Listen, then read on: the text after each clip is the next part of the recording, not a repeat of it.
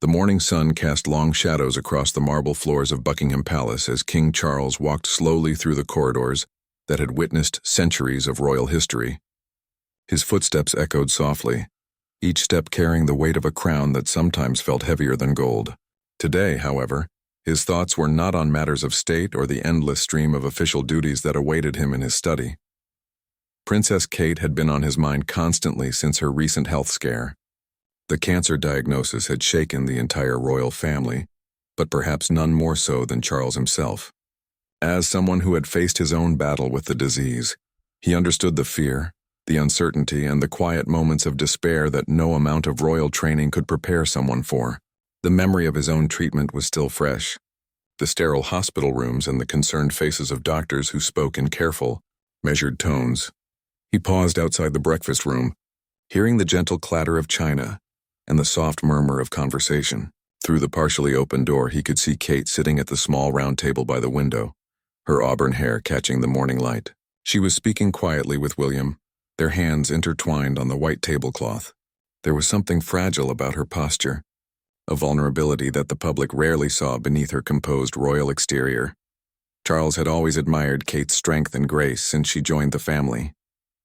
She had navigated the complexities of royal life with remarkable poise, balancing her roles as a mother, wife, and public figure with seemingly effortless dignity. But now, seeing her in this more private moment, he was reminded that beneath the titles and the protocols, she was simply a young woman facing one of life's greatest challenges. The king's relationship with his daughter-in-law had evolved significantly over the years. Initially, there had been the natural distance that protocol demanded, the formal interactions that characterized most royal relationships. But Kate's warmth and genuine care for the family had gradually broken down those barriers. She had a way of asking about his day that felt sincere, of remembering small details about his interests and concerns. During family gatherings, she would often be the one to notice if he seemed tired or stressed, quietly ensuring he had everything he needed without making a fuss. Her approach to motherhood had particularly impressed him. Watching her with George, Charlotte, and Louis reminded him of his own cherished memories with William and Harry when they were young. She had managed to give her children a sense of normalcy, despite their extraordinary circumstances, something Charles had always struggled to achieve during his own son's upbringing. The guilt of those early years, when duty had too often taken precedence over bedtime stories and school plays, was something he carried still. Now, as Kate faced her health battle, Charles felt a profound need to be present in a way he perhaps hadn't been before. The diagnosis had served as a stark reminder of how precious and fragile life could be, even within the protected walls of the palace. He thought of his own mother, Queen Elizabeth, and how she had balanced the demands of the crown with her care for family. She had been his example of quiet strength, of putting duty first while never forgetting the importance of family bonds. The sound of Camilla's heels clicking on the marble floor interrupted his thoughts. She appeared around the corner, dressed impeccably as always, her daily schedule clearly organized in her mind.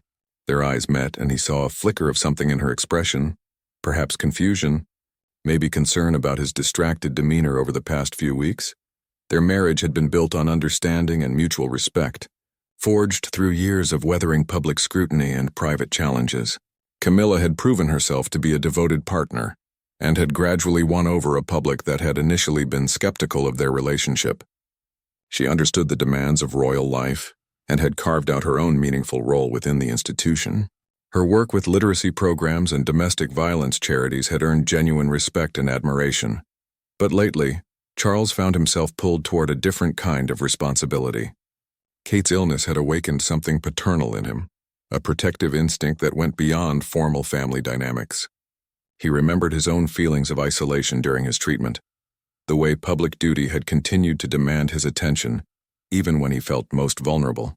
He was determined that Kate would not face that same sense of abandonment. The king's daily routine had begun to shift almost unconsciously. Where once he might have spent early mornings reviewing state papers or meeting with private secretaries, he now found himself checking on Kate's well-being, ensuring she had everything she needed for her recovery. He had personally spoken with her medical team, using his own experience to ask the questions that protocol might usually prevent him from asking.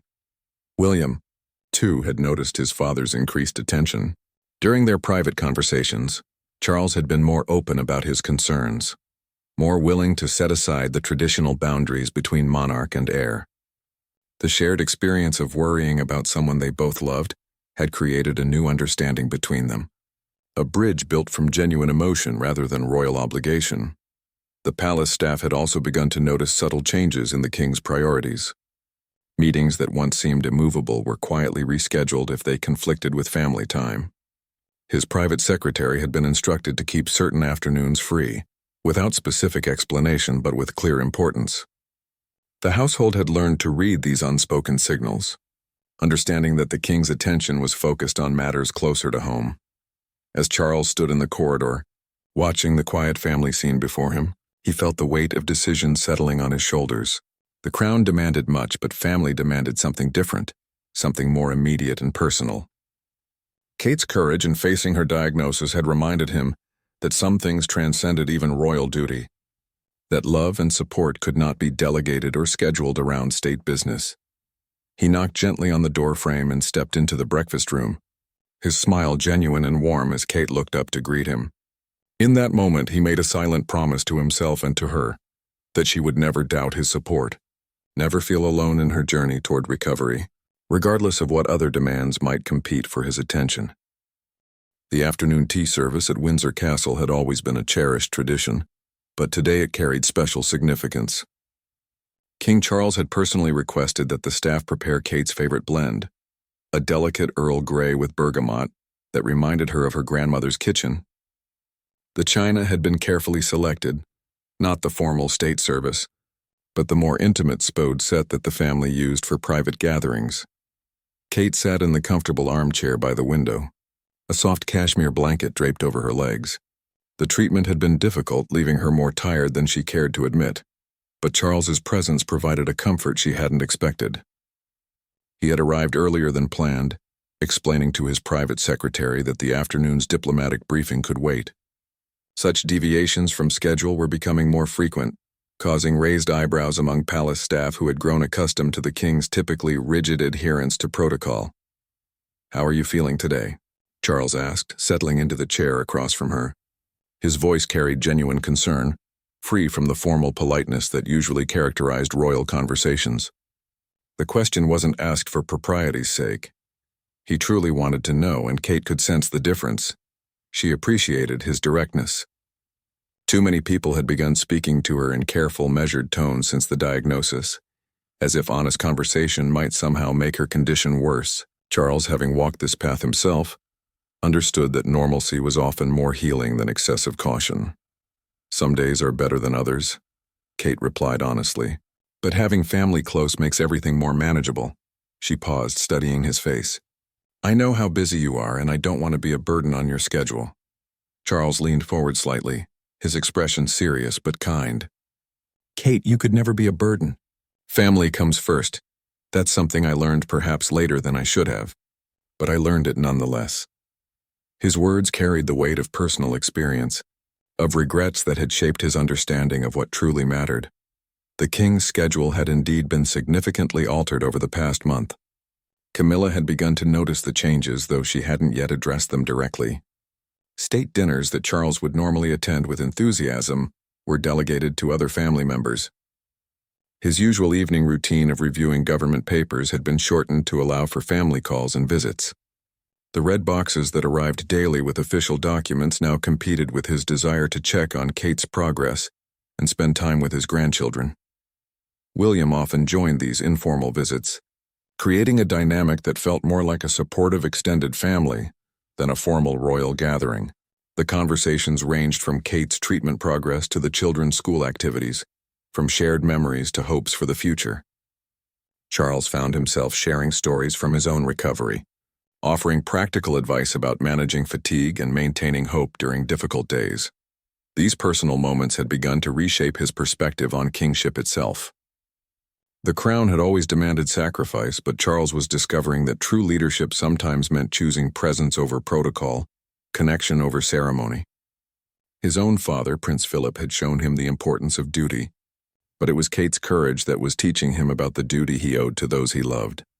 The palace staff had adapted to these changes with typical efficiency, though not without private discussions about the shift in priorities.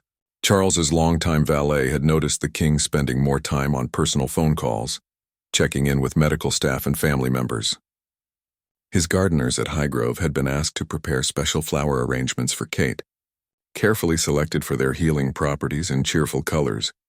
Even Charles's famous passion for environmental causes had taken on new dimensions. He had begun researching holistic approaches to cancer recovery, consulting with experts about nutrition and wellness practices that might support Kate's healing journey. His libraries at both Clarence House and Highgrove now contained carefully bookmarked medical journals alongside his usual collection of architectural and gardening texts. The transformation was not lost on Kate herself.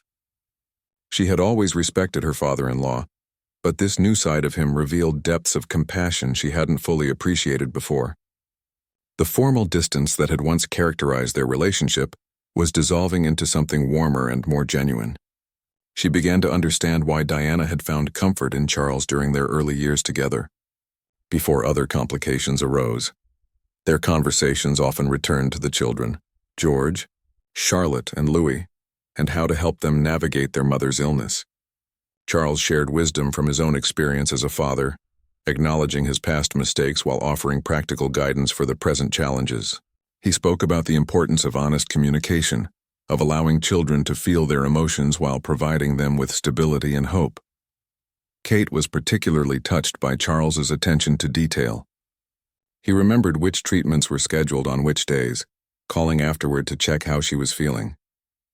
He arranged for her favorite books to be delivered from the Royal Library, selected films for quiet family evenings, and even coordinated with palace chefs to ensure her meals were both nutritious and appealing during periods when appetite was challenging. The king's devotion to Kate's recovery began extending beyond immediate family support.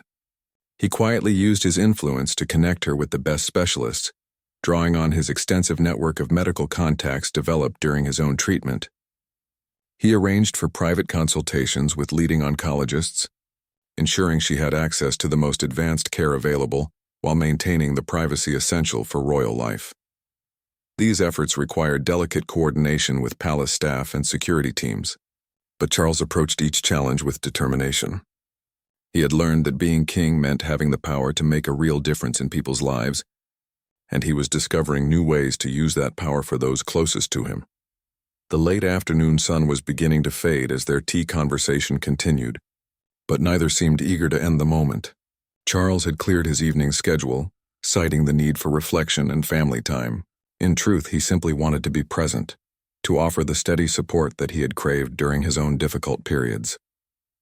As Kate spoke about her hopes for the future, about returning to her royal duties and watching her children grow, Charles felt a profound sense of purpose that went beyond any ceremonial obligation. This was kingship at its most fundamental level, protecting and nurturing those under his care, ensuring that love and support flowed freely within the family that represented so much to the nation and the world. The grand staircase of Clarence House seemed unusually quiet, as Camilla made her way down to the drawing room where Charles typically held his morning briefings. For weeks now, she had noticed subtle but significant changes in her husband's routine. The man who had once been meticulously punctual for every engagement was increasingly distracted, his attention divided between his official duties and what appeared to be a growing preoccupation with Kate's well-being. Camilla paused at the bottom of the stairs, her hand resting on the polished banister. Through the slightly open door of Charles's study, she could hear him on the phone, his voice carrying a warmth and concern that had become increasingly familiar. From the snippets of conversation she caught, it was clear he was speaking with Kate, asking about her sleep, her appetite, her energy levels for the day ahead. This was the third such call this week, and it was only Wednesday. As queen consort, Camilla had grown accustomed to sharing Charles's attention with the demands of the crown. State business, constitutional duties, and public engagements had always taken precedence, and she had accepted this as part of their life together. Their relationship had been built on understanding these realities, on supporting each other through the complex demands of royal life, while maintaining their own individual identities and responsibilities. But this was different. This felt personal in a way that state business never could be. Camilla had her own full schedule of engagements, literacy charity events, women's shelter visits, and cultural patronages that she had developed over years of dedicated service. These commitments were meaningful to her, representing causes she genuinely cared about and areas where she could make a real difference. Yet lately she found herself attending many of these events alone, explaining Charles's absence with carefully worded statements about pressing family matters. The palace staff had begun to notice the change as well. Charles's private secretary had quietly mentioned to Camilla that several important meetings had been postponed or abbreviated to accommodate what the king described as essential family time. Foreign dignitaries had been rescheduled. Government ministers had been asked to submit written briefings rather than requesting personal audiences, and even long-standing social commitments had been politely declined. Camilla understood the gravity of Kate's situation. Cancer was a frightening diagnosis for anyone, and Kate's young age and role within the royal family made it particularly concerning. As someone who genuinely cared for all members of the family, Camilla wanted Kate to have every possible support during her recovery. She had sent flowers, written personal notes, and made her own quiet inquiries about Kate's progress. But she was also beginning to feel like a spectator in her own marriage. The previous evening had crystallized these feelings.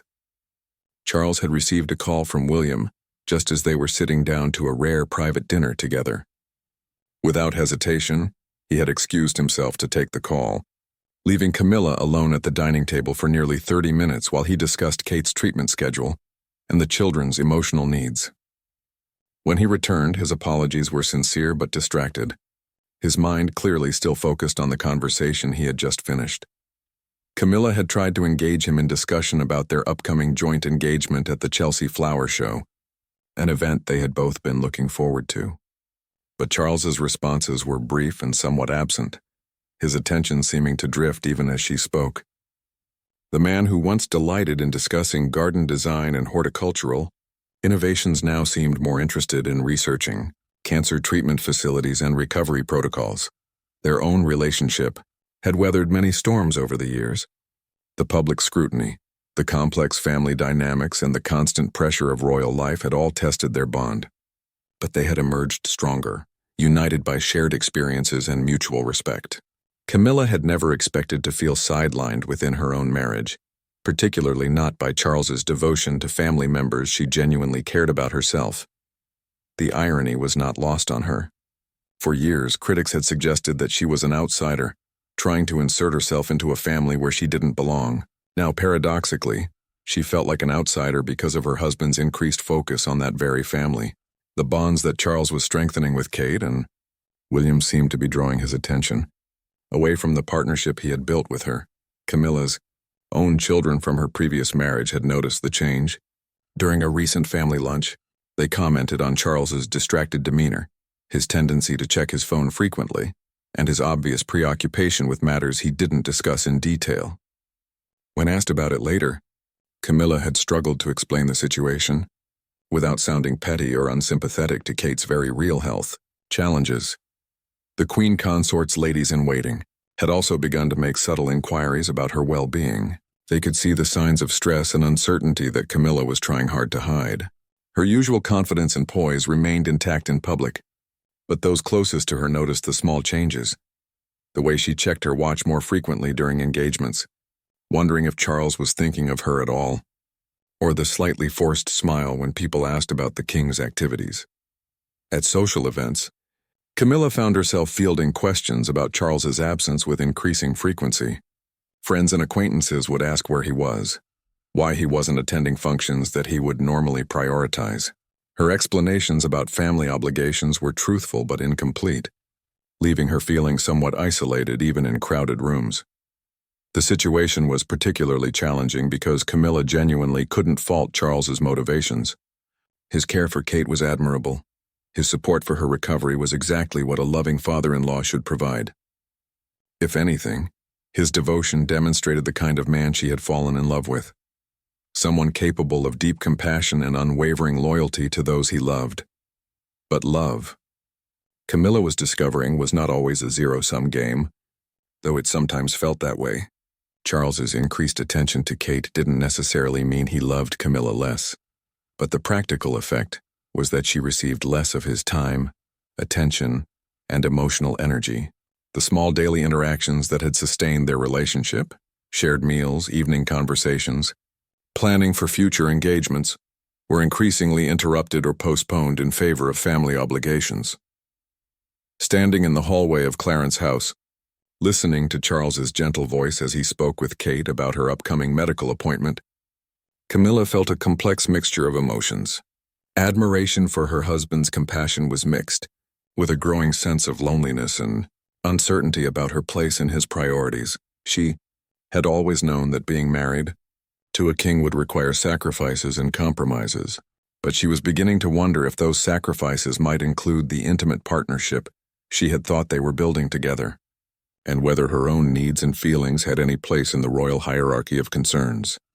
The late afternoon light filtered through the tall windows of the private sitting room at Kensington Palace as Kate settled into her favorite reading chair, a cup of herbal tea steaming gently on the side table beside her.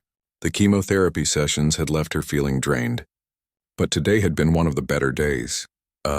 Fact she had already shared with Charles during their morning phone call. These daily conversations with her father-in-law had become one of the most unexpected sources of comfort during her treatment.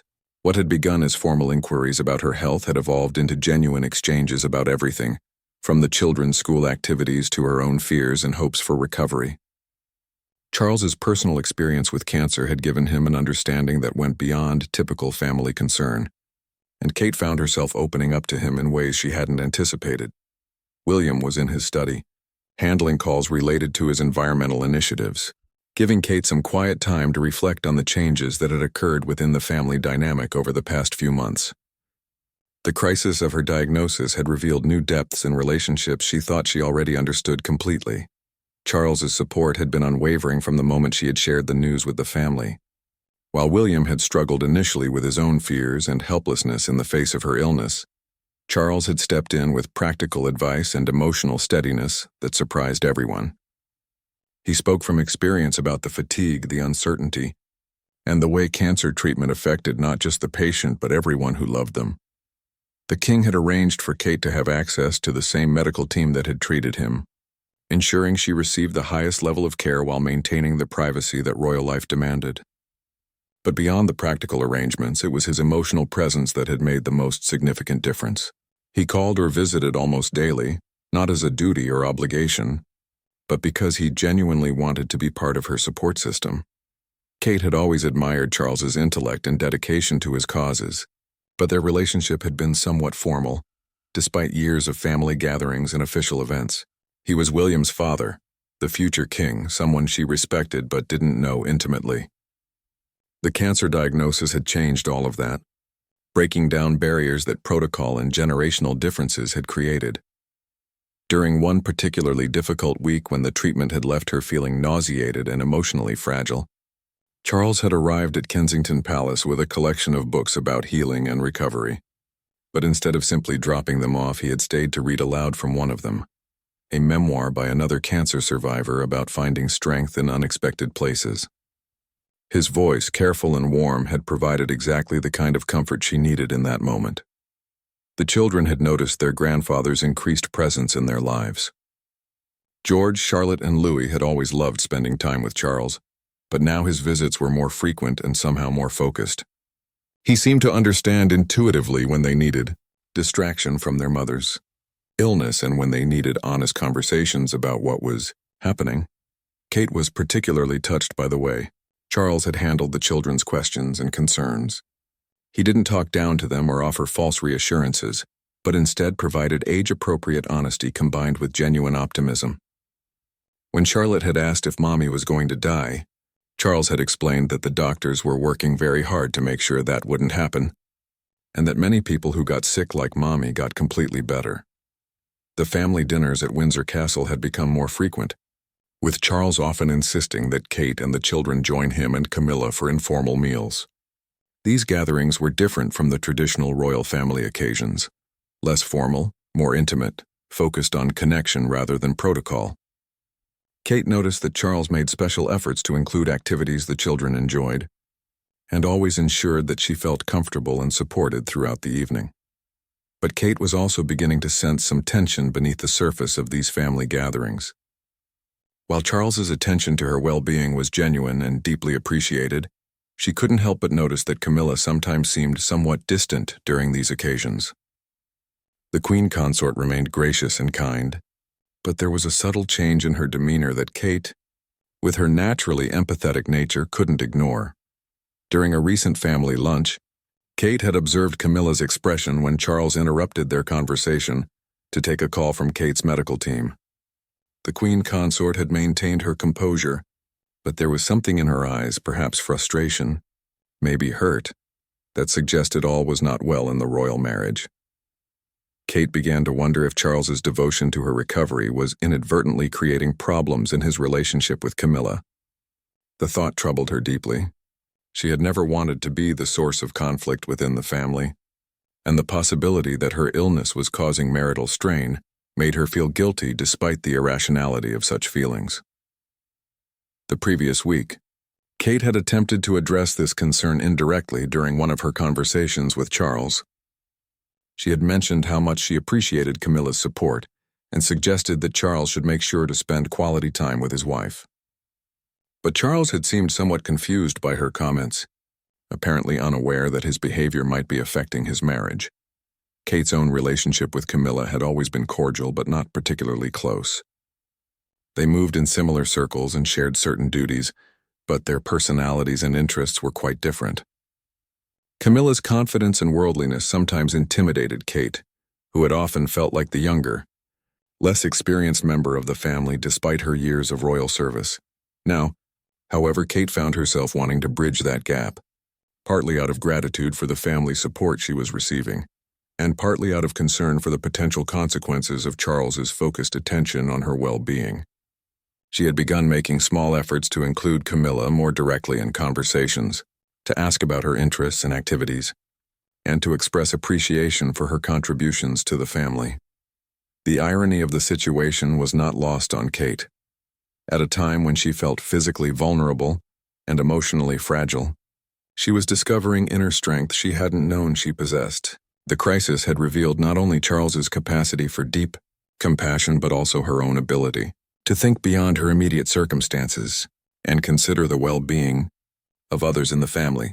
Kate's recovery was progressing, well, according to her medical team, but she was learning that healing involved more than just physical restoration. The cancer diagnosis had fundamentally changed family dynamics in ways that would need to be addressed even after her treatment was complete.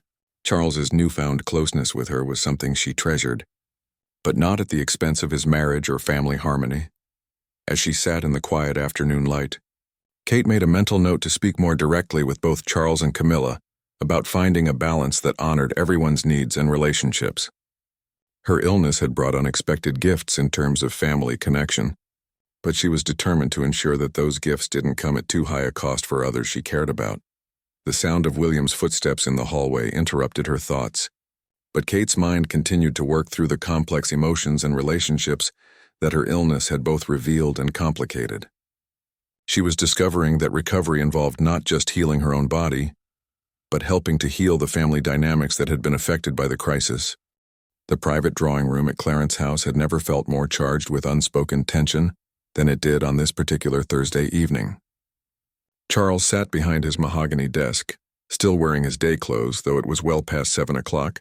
His attention focused on a medical research article about cancer recovery protocols that he had printed earlier. Across the room, Camilla stood by the window overlooking the garden, her reflection ghost-like against the darkening glass. She had been waiting for over an hour for him to finish his essential reading, as he had described it when she had suggested they have dinner together. The meal had grown cold in the dining room, the staff had been dismissed for the evening, and still Charles remained absorbed in material related to Kate's ongoing treatment and recovery. "Charles," Camilla said finally, her voice carefully controlled but carrying an undertone that couldn't be ignored. "We need to talk." He looked up from the papers, his expression showing surprise at her tone rather than awareness of the time that had passed. "Of course, darling. Just let me finish this section about nutrition during chemotherapy recovery. It's fascinating how certain foods can actually enhance the healing process." "Charles." The single word carried enough weight to make him put down the papers entirely and give her his full attention. Camilla turned from the window, her face composed but serious. When was the last time we had an uninterrupted conversation? When was the last time we spent an entire evening together without discussions about Kate's treatment or phone calls about her progress? The question hung in the air between them, and Charles found himself genuinely struggling to answer. The past months had blurred together in a haze of medical consultations, family visits, and constant concern for his daughter-in-law's well-being. He realized with a start that he couldn't remember the last time he and Camilla had simply enjoyed each other's company, without the shadow of Kate's illness influencing their time together. Camilla, surely you understand how important this is. Kate is fighting for her life and she needs our support. Our support, yes, Camilla replied, moving closer to his desk. But what she's receiving is almost entirely your support, your attention, your emotional energy. I've become a secondary character in my own marriage. Charles felt a flash of defensiveness rise in his chest. That's not fair. You know how much I care about you, how much our relationship means to me. But this is a crisis situation. Kate needs intensive support right now, and I'm uniquely positioned to provide it because of my own experience. And what about what I need?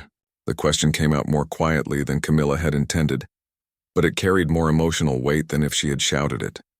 I need my husband. I need the partnership we built together. I need to feel like I matter in your life beyond serving as a pleasant accompaniment to your public duties. The words hit Charles harder than he had expected. He had been so focused on Kate's immediate needs that he hadn't considered the cumulative effect of his changed priorities on Camilla. Looking at his wife now, he could see signs of strain that he had somehow missed. The slight tension around her eyes, the way she held herself more rigidly than usual, the careful politeness that had replaced their natural intimacy. I've been attending events alone, Camilla continued, sitting down in the chair across from his desk. I've been making excuses for your absence to friends and colleagues. I've been going to bed alone most nights because you're either visiting Kate or researching some aspect of her treatment. I feel like I'm living with a ghost of the man I married. Charles pushed back from his desk and came around to sit beside her, reaching for her hands. She didn't pull away, but neither did she respond with her usual warmth. Camilla, I had no idea you were feeling this way. Why didn't you say something sooner? Because I didn't want to seem petty or unsympathetic, she replied honestly. Kate is dealing with cancer. How could I complain about feeling neglected when she's fighting for her life? But Charles, marriages don't survive on good intentions alone. They require attention and nurturing, and ours has been receiving neither. The truth of her words settled heavily between them. Charles had always prided himself on being a devoted husband, but he was beginning to understand that devotion required more than absence of wrongdoing. It required active presence and attention. His focus on Kate's needs had been admirable in its intensity, but it had come at a cost he hadn't recognized. I've watched you become a different person over these past months, Camilla said, her voice growing softer but no less serious. You've become more compassionate, more present with family, more willing to prioritize personal relationships over royal obligations. Those are all wonderful changes, and I admire you for them, but somehow I've been excluded from benefiting from this growth. Charles felt the weight of realization settling on him. He had indeed changed during Kate's illness, discovering new depths of empathy and family connection that had enriched his understanding of what truly mattered. But in developing this new closeness with Kate and her children, he had inadvertently distanced himself from the woman who had been his closest companion and strongest supporter through all the years of their marriage. The irony, Camilla continued, is that I genuinely care about Kate too. I want her to recover completely, and I believe the family support she's receiving is important. But I need to feel like I'm part of that family support, not a bystander watching you care for everyone else while I manage alone. The conversation was interrupted by the familiar sound of Charles's phone ringing. They both looked at the device on his desk, and Camilla's expression told him everything he needed to know about how he had been handling similar interruptions over the past months. Without hesitation, Charles reached over and turned off the phone entirely. I'm sorry, he said, and the words carried the weight of genuine recognition. I've been so afraid of failing Kate the way I felt I failed William and Harry when they were younger, that I didn't see how I was failing you. My first marriage ended partly because I couldn't balance my personal needs with my royal duties. I've been trying so hard not to repeat those mistakes that I've made entirely new ones. Camilla squeezed his hands gently. I don't want you to stop caring for Kate. I want you to care for me too. I want to feel like we're partners in this family crisis, not like I'm watching you handle it alone, while I maintain the rest of our lives in the background. The room grew quiet as they both contemplated the changes that would be necessary to restore balance to their relationship. Charles realized that his good intentions had created an unsustainable situation, one that was unfair to Camilla and potentially harmful to their marriage. What do you need from me? He asked finally, and Camilla could hear in his voice that he was genuinely ready to listen and make changes. I need us to face Kate's illness together, as a team. I need you to include me in the support we're providing, rather than handling everything yourself. And I need you to remember that our marriage is also worth protecting and nurturing, even during family crises. Charles nodded slowly, understanding beginning to dawn about how he could honor both his commitment to Kate's recovery and his obligations to his wife. The solution wasn't to choose between them, but to find ways to strengthen all the family relationships that mattered to him. As they sat together in the growing darkness of the drawing room, both Charles and Camilla knew that their conversation marked a turning point, not just in how they would handle the remainder of Kate's recovery, but in how they would approach their marriage and family relationships going forward. The morning sunlight streamed through the conservatory windows at Highgrove House as Charles and Camilla worked side by side in comfortable silence, preparing a special lunch for Kate and her family. This scene would have been unthinkable just a few weeks earlier, when Charles's support for Kate had been an entirely solitary endeavor. But their honest conversation at Clarence's house had opened the door to a new way of approaching family care that included, rather than excluded their marriage partnership. Camilla carefully arranged fresh flowers from the garden in a simple crystal vase, choosing cheerful yellow daffodils and purple crocuses that would brighten Kate's spirits without overwhelming her with elaborate displays. Meanwhile, Charles consulted with the kitchen staff about preparing one of Kate's favorite meals, a light salmon dish with herbs from his organic garden, paired with fresh bread and a selection of healing teas he had researched during his own recovery. The past few weeks had brought significant changes to their daily routine. Instead of Charles making solitary phone calls to check on Kate's progress, these conversations now often included Camilla, who had developed her own relationship with Kate based on shared experiences of navigating royal life and raising children under public scrutiny, rather than feeling excluded from Charles's family concerns. Camilla had become an active participant in the support network surrounding Kate's recovery. I spoke with Kate yesterday about the children's upcoming school holidays, Camilla mentioned as she adjusted the flower arrangement. She's worried about keeping them entertained while she's still recovering her energy. I suggested we might organize some activities here at Highgrove, nothing too strenuous, but enough to give William a break and the children some special memories. Charles smiled at this suggestion, appreciating both Camilla's thoughtfulness and her practical approach to family problem-solving. That's perfect. George has been asking about the treehouse project, and Charlotte loves helping in the garden. It would give Kate some peaceful time to rest while knowing the children are happy and occupied. This kind of collaborative planning had become natural for them over recent weeks, where Charles had previously handled all family coordination himself, often making decisions without consulting Camilla. They now discussed approaches together and divided responsibilities based on their individual strengths and relationships. Camilla's experience as a mother and grandmother brought valuable perspective to their support efforts, while Charles's medical knowledge and close relationship with Kate provided essential emotional and practical guidance. The transformation hadn't been immediate or without challenges. Charles had initially struggled to step back from his intensive personal involvement in every aspect of Kate's care, worried that sharing these responsibilities somehow diminished his commitment to her well-being. But he had gradually discovered that involving Camilla actually strengthened the support they could offer as a family unit. Camilla, for her part, had needed time to find her own authentic way of contributing to Kate's recovery without feeling like she was competing for Charles's attention or trying to prove her worth within the family dynamic. Her approach was naturally less hands-on than Charles's, but equally valuable. She focused on practical arrangements, emotional support for William and the children, and ensuring that normal family life continued to function smoothly around the medical challenges. The weekly family. Dinners at Windsor Castle had evolved into more balanced occasions where both Charles and Camilla played active roles in hosting and caring for their guests.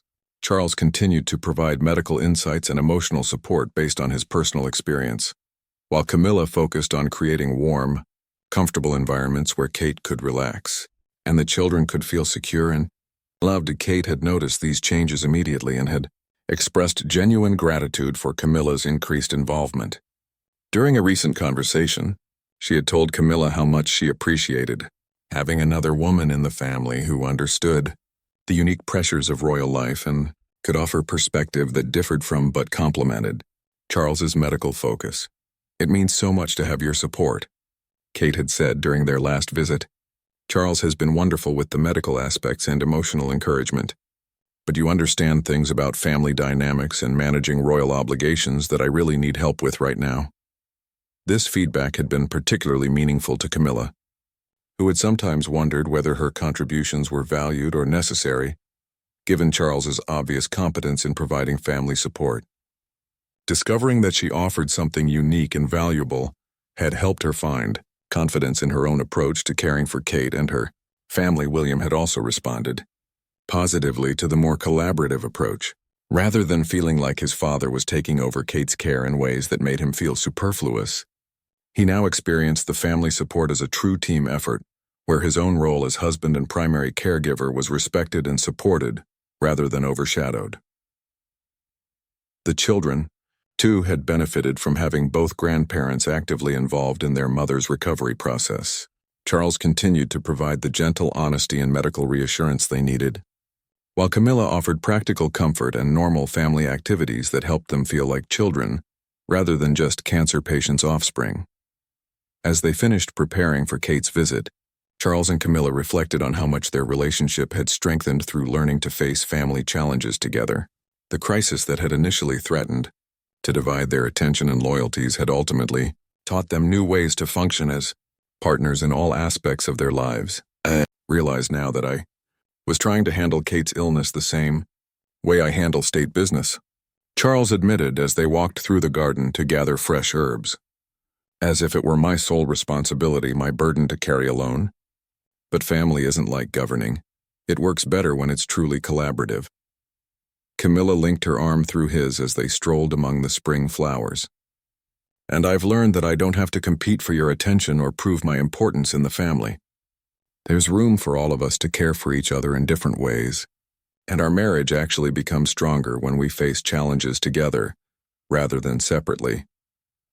The sound of cars approaching the house announced Kate and William's arrival with the children. As Charles and Camilla walked back toward the house to greet their family, they both felt a sense of accomplishment that went beyond the successful lunch they had prepared. They had found a way to honor Charles's deep commitment to Kate's recovery while strengthening rather than sacrificing their own relationship. The past months had taught them that love wasn't a finite resource that had to be rationed carefully among family members. Instead, they had discovered that caring for others together had actually expanded their capacity for love and deepened their appreciation for each other. As they opened the door to welcome Kate and her family, Charles and Camilla were ready to continue their journey of recovery and family connection as true partners. 6 months later, the private chapel at Windsor Castle was filled with soft autumn light as the royal family gathered for a special service of Thanksgiving. Kate sat in the front pew between William and Charles, her hair having grown back in gentle waves that caught the golden light streaming through the stained glass windows. The doctors had declared her officially in remission just 2 weeks earlier, marking the end of a journey that had transformed not just her health but the entire family dynamic. The service had been Charles's idea, a quiet family celebration that acknowledged both Kate's recovery and the lessons they had all learned about love, support, and family bonds during the difficult months of her treatment. Unlike the grand state occasions that typically filled the chapel, this gathering was intimate and personal, attended only by immediate family members and a few close friends who had provided essential support throughout Kate's illness. As the chaplain spoke about healing and renewal, Charles reflected on how profoundly the experience had changed him as both a king and a family man. Kate's illness had taught him that true leadership sometimes meant setting aside protocol in favor of presence. that strength could be found in vulnerability, and that the most important crown he wore was the invisible one that made him a father, grandfather, and husband. His relationship with Kate had deepened in ways that surprised them both. What had begun as formal respect between king and daughter-in-law had evolved into genuine affection and mutual understanding. Kate had come to see Charles not just as William's father or the monarch, but as a man of deep compassion who had used his own difficult experiences to help her through hers. Charles, in turn, had discovered in Kate a strength and grace that complemented and enhanced the family's ability to face challenges together. But perhaps more importantly, the crisis had ultimately strengthened rather than strained his marriage to Camilla. Their honest conversation at Clarence's house had marked a turning point that extended far beyond Kate's recovery. They had learned to share family responsibilities in ways that honored both their individual strengths and their partnership, creating a more balanced and sustainable approach to royal life. Camilla sat beside Charles during the service, her hand resting gently on his arm in a gesture that spoke of restored intimacy and renewed partnership. She had found her own meaningful role in Kate's recovery process, offering practical support and emotional understanding that complemented rather than competed with Charles's more intensive involvement. The experience had taught her that marriage was not about competing for attention, but about creating together something larger than either partner could achieve alone. The children, George, Charlotte, and Louis, sat quietly in the pew behind their parents, their faces reflecting the relief and joy that the entire family felt. They had witnessed their mother's courage throughout her treatment, but they had also experienced the way a family could come together during difficult times to provide love and support that made challenges bearable. William looked around the chapel at his family and felt overwhelmed with gratitude. His father's support during Kate's illness had been unwavering and deeply appreciated, but he was equally grateful that Charles had learned to provide that support in ways that strengthened rather than complicated family relationships. The balance they had achieved between royal duty and family care had created a model that would serve them well in future challenges. Kate herself felt a profound sense of completion as she listened to the chaplain's words about new beginnings. Her physical recovery was important, but the emotional and relational healing that had occurred within the family felt equally significant. She had gained not just her health, but a deeper understanding of the love that surrounded her and the strength that came from allowing others to share in both her struggles and her victories. The illness had stripped away many of the formal barriers that had previously characterized royal family relationships. The crisis had revealed that beneath the titles and protocols were simply people who loved each other and wanted to take care of one another. Kate's recovery had become a family journey rather than an individual battle, creating bonds that would endure long after the medical challenges were over. As the service concluded and the family prepared to gather for lunch at the castle, Charles felt a deep sense of peace about the choices he had made during Kate's illness. He had learned that being king didn't mean handling every responsibility alone, that love multiplied rather than diminished when it was shared, and that the most important legacy he could leave was not just his service to the nation, but his commitment to the people who mattered most to him personally. The afternoon celebration was relaxed and joyful, filled with the kind of natural conversation and laughter that had become more common in family gatherings since Kate's recovery began. Charles and Camilla worked together seamlessly as hosts, their renewed partnership evident in small gestures and shared glances that spoke of understanding and mutual respect. Kate moved through the gathering with energy and happiness that would have seemed impossible during the darkest days of her treatment. She made special efforts to thank both Charles and Camilla for their support, acknowledging how their care had made her recovery not just possible but meaningful in ways that extended beyond her individual health. As the sun began to set over Windsor Castle, the family gathered on the terrace overlooking the gardens that Charles loved so much. The autumn flowers were in full bloom, their vibrant colors a fitting metaphor for the renewal and growth that had emerged from a period of darkness and uncertainty. Looking around at the faces of his family, Kate radiant with health and happiness, William relaxed and grateful, the children playing freely in the garden, and Camilla beside him with restored warmth and confidence, Charles felt that he had learned something essential about what it meant to be truly successful as both a king and a man. The crisis that had initially threatened to disrupt family Harmony had ultimately taught them all how to love more deeply, support more effectively, and face challenges with the strength that came from genuine unity. Kate's recovery was complete, but the lessons they had learned about family, love, and partnership would continue to guide them through whatever challenges and joys the future might hold. As evening approached and the family prepared to part ways, each returning to their own homes and responsibilities, they carried with them not just relief about Kate's health, but confidence in their ability to face life's challenges together. The royal family had always been strong in their public duties, but they had discovered new strength in their private bonds, strength that would serve them well in all the years to come.